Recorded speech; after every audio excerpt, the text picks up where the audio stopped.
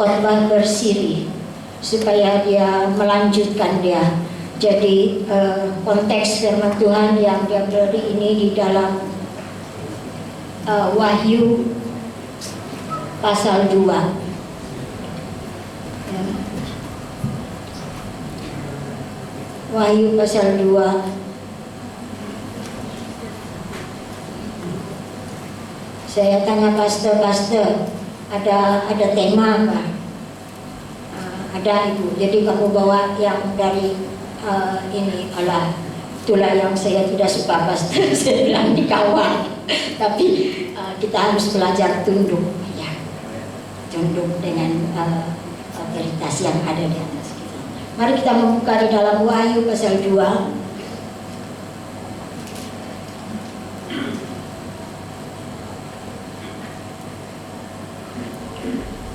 Wahyu pasal 2, pastor bagi satu ayat saja. Wahyu pasal 2 ayat 10. Tetapi saya mau kita membaca dari ayat 8 supaya kita melihat jalan cerita daripada firman Tuhan ini, ya. Wahyu pasal 2 ayat 8 sampai 11 kita baca. Saya suka kalau kita sama-sama membaca supaya suara saya yang putus-putus tidak berapa kedengaran, ya. Saya mau kita membaca, kalau sudah siap, Wahyu pasal 2 ayat 8 sampai 11. Saya punya itu ada juga di sana. Saya baca yang di situ saja supaya sama dengan kamu semua. Oke.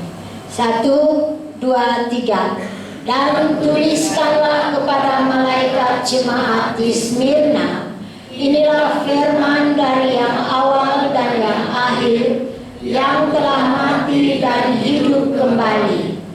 Aku tahu kesusahanmu dan kemiskinanmu, namun engkau kaya, dan fitnah mereka yang menyebut dirinya orang Yahudi, tetapi yang sebenarnya tidak demikian. Sebaliknya mereka adalah jemaat iblis.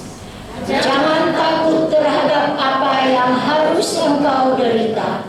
Sesungguhnya iblis akan melemparkan beberapa orang dari antara kamu ke dalam penjara, supaya kamu dicobai, dan kamu akan beroleh kesusahan selama 10 hari. Hendaklah engkau setia sampai mati, dan aku akan mengaruniakan kepadamu mahkota kehidupan. Siapa bertelinga, hendaklah ia mendengarkan apa yang dikatakan Roh kepada jemaat-jemaat. Barang siapa menang, ia tidak akan menderita apa-apa oleh kematian yang kedua. Saya mau kita baca ayat 10 tadi sekali lagi sebagai ayat mas kita. 1, 2, 3. Jangan takut terhadap apa yang harus engkau derita.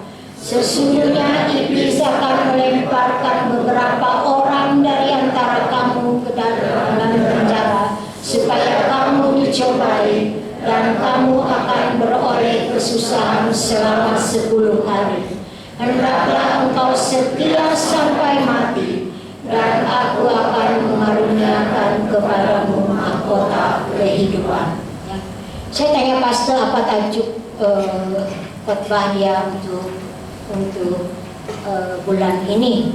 Sebab dia bilang ada sharing, dan dia katakan upah yang tersembunyi di balik kesetiaan, ya. Upah yang tersembunyi di balik kesetiaan. Walaupun ayat mas kita di dalam ayat 10, tetapi saya mau kita melihat dari ayat 8, ya. Tuliskanlah kepada malaikat jemaat di Smyrna. Kita tahu di dalam Asia Kecil, kalau kita melihat, ya, Wahyu itu, membaca Wahyu itu, ya, ada 7 jemaat atau gereja Tuhan di situ, ya. Dan salah satunya adalah Smyrna.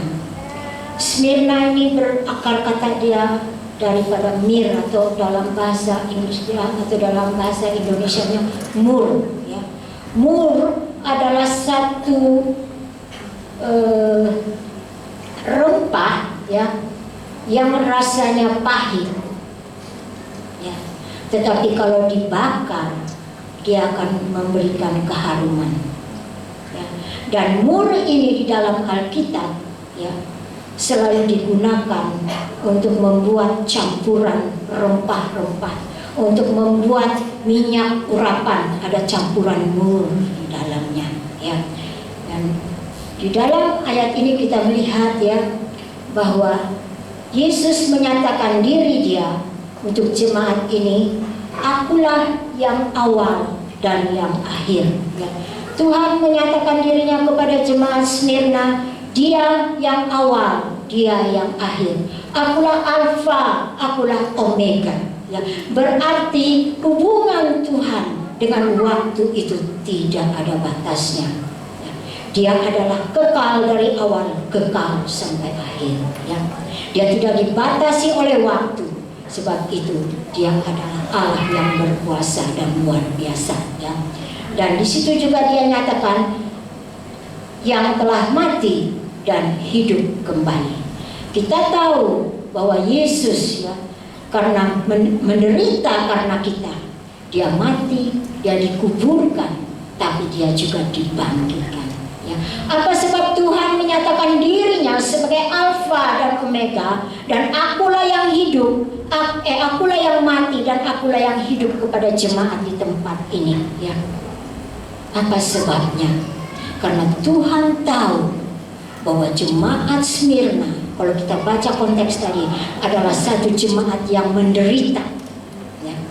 Mereka menderita karena tentangan demi tentangan yang mereka hadapi. Mereka menderita di dalam pengiringan mereka kepada Tuhan, ya, karena mungkin ya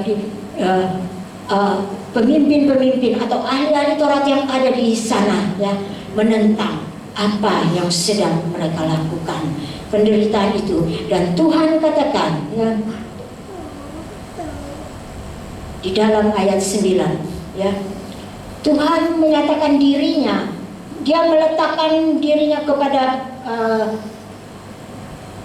jemaat Smyrna. Dia memperlihatkan dirinya sebagai yang awal, yang akhir. Dia juga memperlihatkan dirinya sebagai orang yang mati tapi hidup kembali, supaya jemaat ini ya pada saat mereka menghadapi masalah dan tantangan, mereka melihat bahwa Yesus itulah role model mereka. Ya. Kita ingat khotbah dari Pastor Sam katakan ya, di saat kita menghadapi masalah, kita melihat kemana? Lihat ke atas ya. Tuhan Yesus ya, dia ada di atas ya, dia ada di mana-mana. Di saat kita menghadapi tantangan dalam hidup kita, di saat kita merasa ada masalah, ada percobaan ya, Tuhan mau kita melihat kepada dia, karena dia tidak dibatasi oleh waktu. Dia berkuasa, dia mampu. Dan di dalam ayat 9 dia katakan, aku tahu kesusahanmu ya, dan kemiskinanmu. Pengetahuan Tuhan akan penderitaan umatnya ya. Saya tidak tahu bagaimana pikiran saudara. Kalau Tuhan itu tahu penderitaan saya ya, saya tahu dia tidak akan menutup mata. Karena apa? Karena dia berjanji, aku akan menyertai engkau ya, mulai dari hari ini sampai akhir zaman ya. Di dalam ayat ini dia katakan, aku tahu penderitaanmu, aku tahu kesusahanmu, dan ini merupakan penghiburan bagi jemaat di Smyrna ya. Sehingga di dalam tantangan atau kehidupan yang mereka hadapi di dalam jemaat itu ya, mereka tidak putus asa. Kenapa Tuhan meletakkan diri dia sendiri sebagai role model? Supaya jemaat itu tidak putus asa, supaya jemaat itu tidak mudah kecewa, supaya jemaat itu tidak undur dari iman mereka ya. Tuhan katakan, ini aku menjadi role model, dan aku bukan saja role model, tetapi aku tahu kesusahanmu ya. Saat ini Tuhan tahu kesusahan kita ya. Tidak ada yang tahu, bahkan kadang-kadang suami istri pun tidak tahu kesusahan istri, kesusahan suami ya, atau yang pacaran pun tidak tahu kesusahan pacaran dia, atau anak dan orang tua kadang tidak tahu ya, tetapi Tuhan katakan, aku tahu kesusahanmu ya. Tuhan tahu, berarti Tuhan tidak menutup mata, karena pengetahuan Tuhan akan segala penderitaan kita inilah ya, jemaat atau gereja Tuhan di Smyrna dihiburkan. Kita lihat di dalam Keluaran 3 ayat 7. Keluaran pasal 3 ayat 7.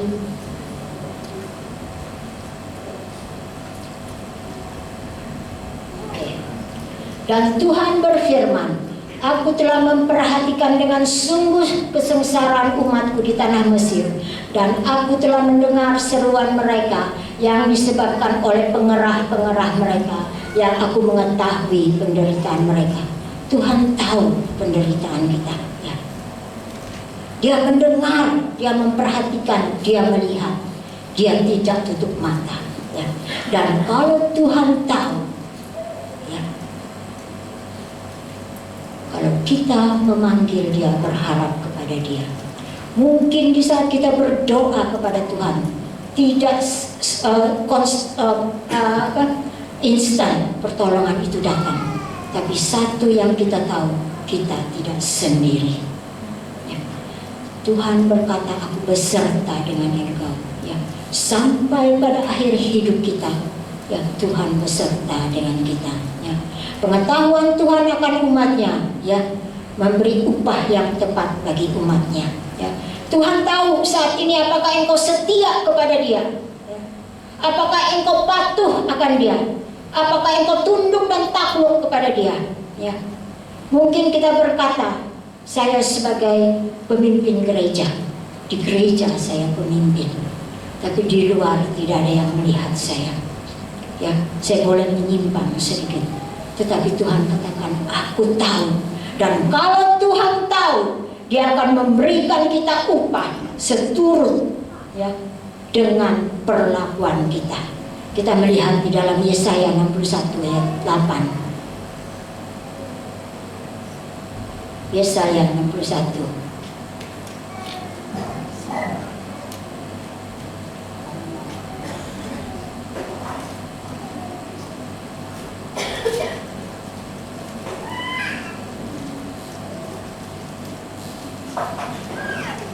Ayat 8. Dari sana sudah.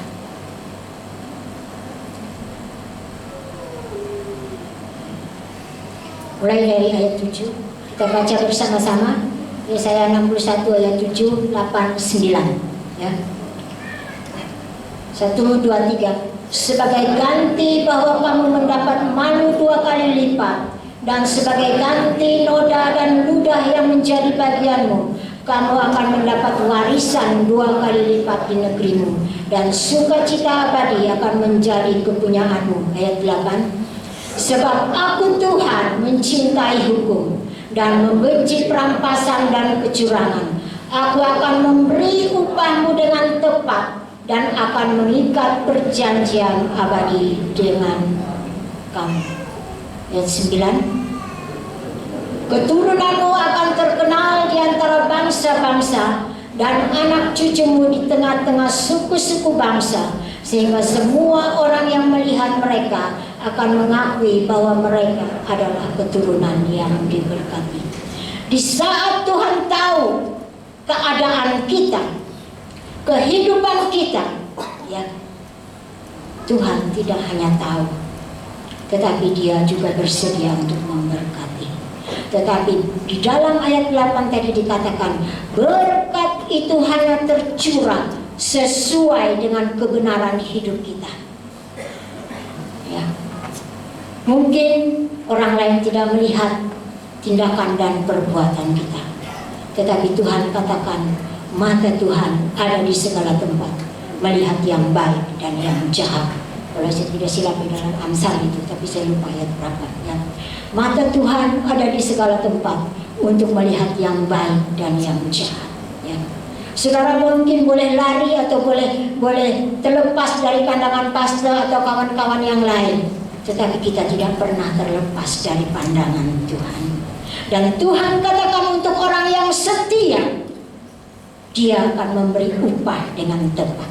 Ya, jika engkau bekerja dengan kuat mencari Tuhan, Tuhan katakan setiap orang yang berlari kepadaku, aku tidak pernah mengecewakan dia.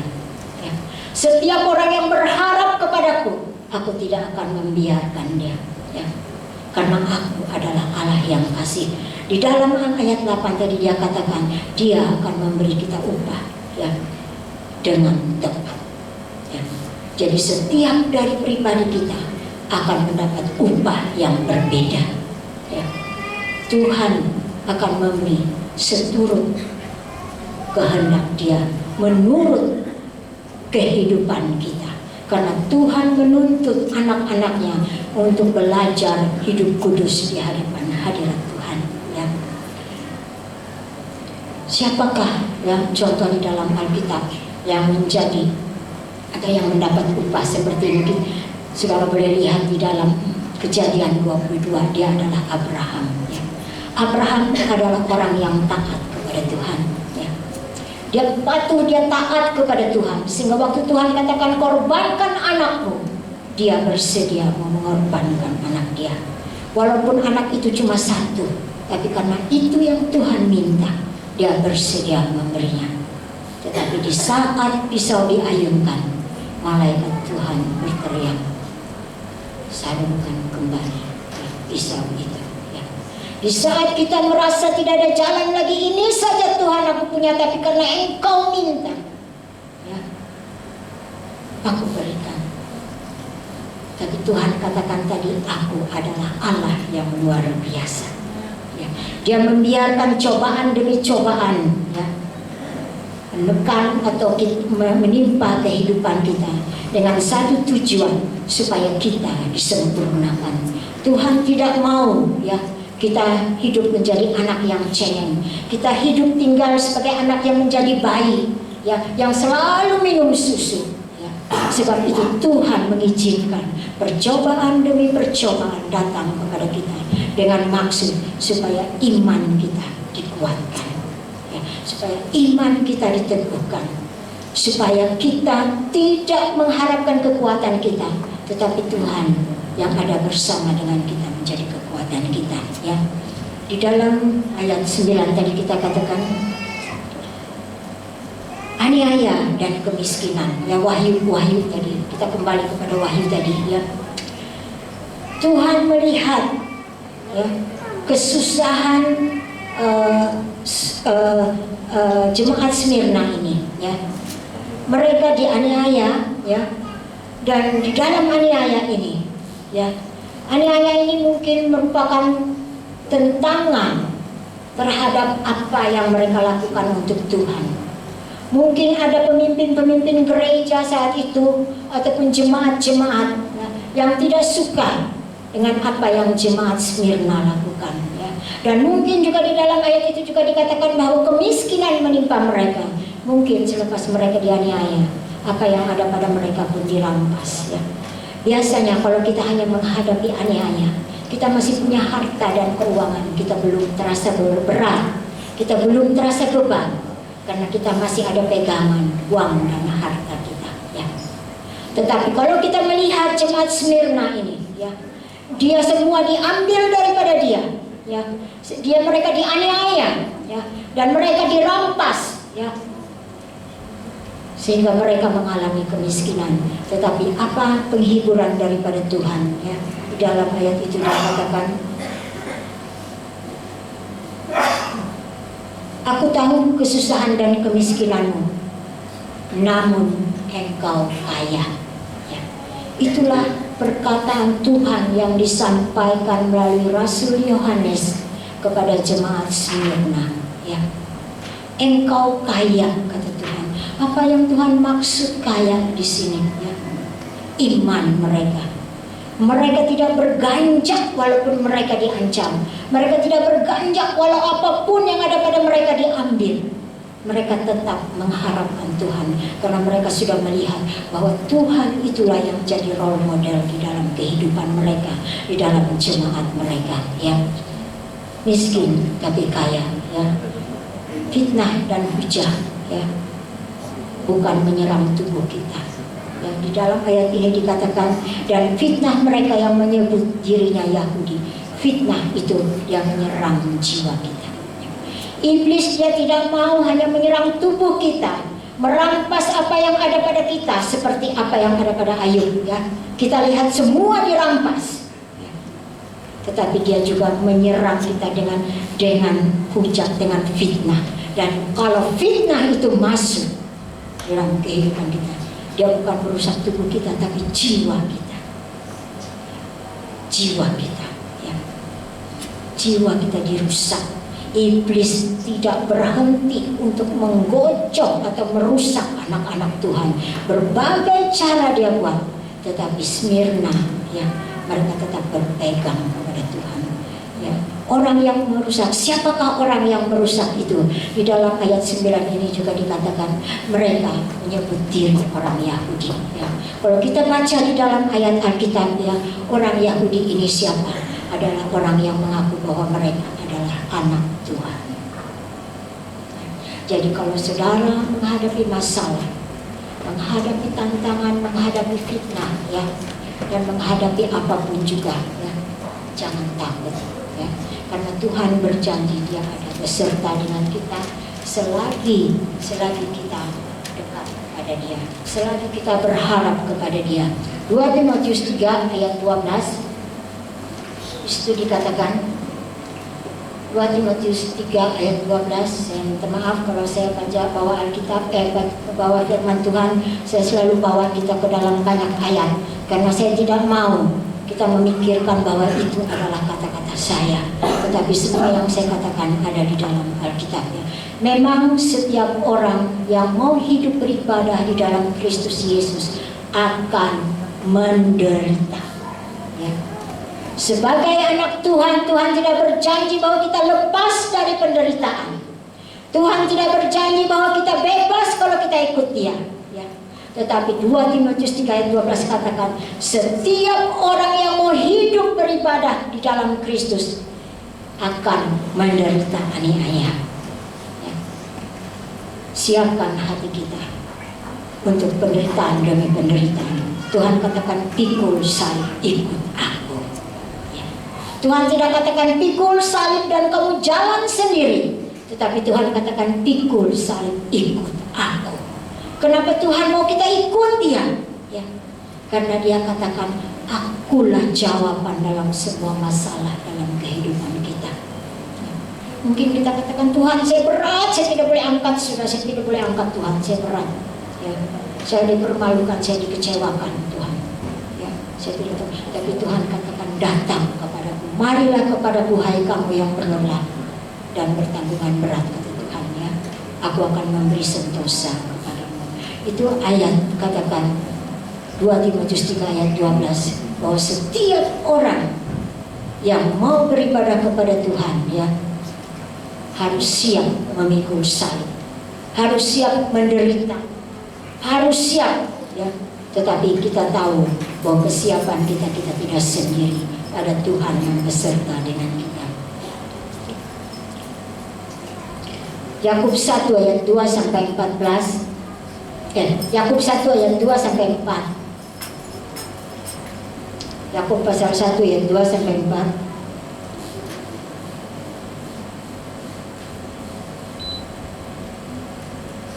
Yakub pasal 1 ayat 2 sampai 4. Situ kita lihat, saudara-saudaraku, anggaplah sebagai suatu kebahagiaan apabila kamu jatuh ke dalam berbagai pencobaan. Sebab kamu tahu bahwa ujian terhadap imanmu menghasilkan ketekunan. Dan biarkanlah ketekunan itu memperoleh buah yang matang, supaya kamu menjadi sempurna dan utuh dan tak kekurangan suatu apapun. Tujuan Tuhan mengizinkan kita mengalami aniaya supaya kita disempurnakan, supaya ada ketekunan di dalam kehidupan kita untuk mendekat kepada Tuhan. Di saat kita ada masalah, kemana kita berlari? Saya selalu katakan dengan anak-anak saya sebab mereka semua jauh, kalau kamu punya masalah, yang pertama sekali kamu sebut, panggil Yesus. Karena Tuhan katakan di saat orang memanggil aku, di situ aku ada. Kenapa? Karena Dia Maha hadir. Ya. Belakang panggil suami, belakang panggil anak. Bukan karena kita tuduh mereka, tapi kita tahu bahwa saat kita memanggil Tuhan, perlindungan, pertolongan Tuhan itu adalah ajaib. Ya. Manusia hanya bisa melakukan apa yang ada, apa yang nyata. Tetapi di saat kita memanggil, mengutamakan Tuhan di dalam hidup kita, di dalam masalah kita, ya, maka pertolongan Tuhan itu ajaib di dalam kehidupan kita. Tujuan Dia untuk mengizinkan itu semua terjadi kepada kita, supaya ada ketekunan, supaya kita menjadi orang yang matang. Matang artinya sempurna. Kalau buah itu dia tidak masak setengah saja, tapi sempurna. Dan kesempurnaan itulah yang Tuhan tuntut di dalam kehidupan setiap anak-anaknya, ya. Supaya mahkota yang Dia janjikan tadi di dalam Wahyu 2 ayat 10, ya, menjadi bagian di dalam kehidupan kita. Tanpa kesempurnaan, ya, tidak mungkin kita dapat masuk hadirat Tuhan. Kesempurnaan, ya. Tuhan katakan, hiduplah kudus, karena tanpa kekudusan tidak mungkin kamu bisa melihat saja pun tidak mungkin kerajaan Allah, apalagi masuk, apalagi terima mahkota, ya.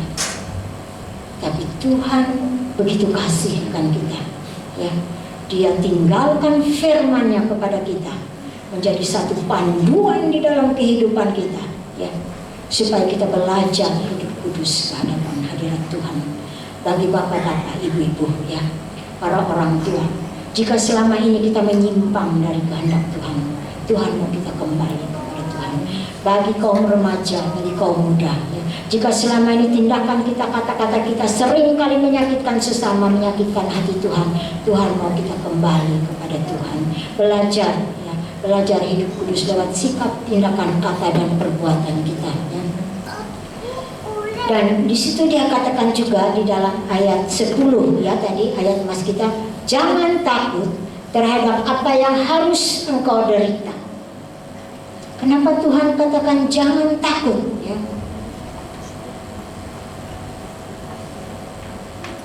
Karena ketakutan itu menjadi sumber kekalahan kita. Takut akan Tuhan itu membawa berkat. Tapi takut akan pencobaan dan masalah itu, ya, bukan yang Tuhan kehendaki. Tuhan katakan masalah itu kita harus hadapi, ya, kita harus berperang. Dan cara kita berperang, kenakanlah seluruh kelengkapan senjata Allah, ya. Karena tanpa kelengkapan itu tidak mungkin kita bisa menang. Apakah kelengkapan itu?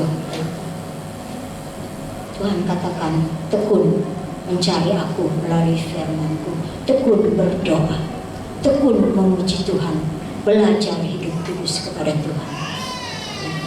Pakai topeng keselamatan itu untuk kita berperang, supaya kita dapat melawan segala masalah di dalam kehidupan kita, ya. Tuhan tidak mau ketakutan itu menjadi satu sumber kekalahan kita, ya. Satu masa anak saya Adri, dia mau exam, dan dia katakan dia takut exam. Dia message saya lambat dia. Saya tanya dia, Adri, di mana kamu sekarang? Saya menuju dewan. Sekejap lagi exam. Oke, sekarang kamu berhenti, saya bilang. Kita berdoa. Saya berdoa lewat telepon untuk dia. Tidak ada yang bisa saya tolong. Saya tidak berdoa supaya Tuhan memberkati dia di dalam exam, tidak. Tapi saya berdoa supaya Tuhan mengangkat roh ketakutan itu. Karena roh ketakutan itu bukan daripada Tuhan. Para pelajar besok exam, Jika ada ketakutan itu serahkan kepada Tuhan. Ada SPM. Ya. Tuhan tidak mau ada ketakutan di dalam hidup kita. Dia katakan jangan takut terhadap apa yang harus engkau derita. Ya. Sesungguhnya iblis akan melemparkan beberapa orang dari antara kamu ke dalam penjara supaya kamu dicobai dan kamu akan beroleh kesusahan selama 10 hari. Kenapa 10 hari? Ya. Kenapa 10 hari?